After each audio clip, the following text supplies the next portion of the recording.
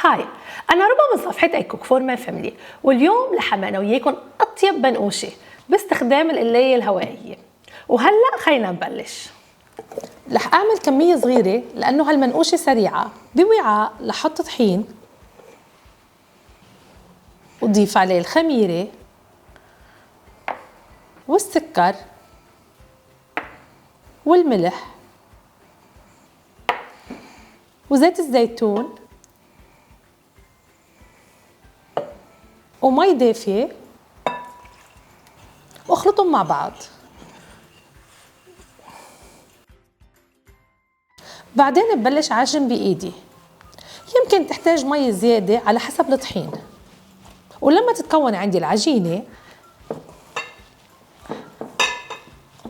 بوعاء تاني بحط زيت زيتون وبنقل العجينة عليه وبتأكد انه تغلفت بزيت الزيتون مشان ما تنشف.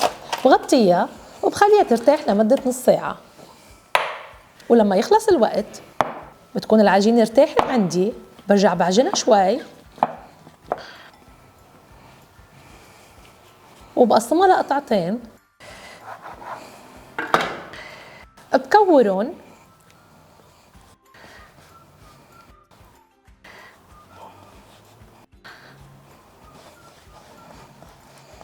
بغطيهم وبتركهم يرتاحوا لمدة 5 دقايق قبل ما بلش افردهم. اول شي رح بلش فرد بايدي،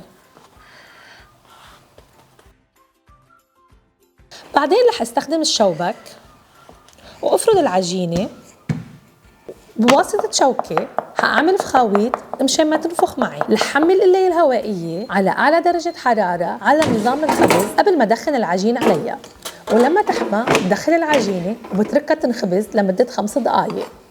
ولما يخلص الوقت بطلع العجينة وبحط عليها الجبنة وبرجع بدخلها على القلاية الهوائية من دقيقتين ل3 دقايق.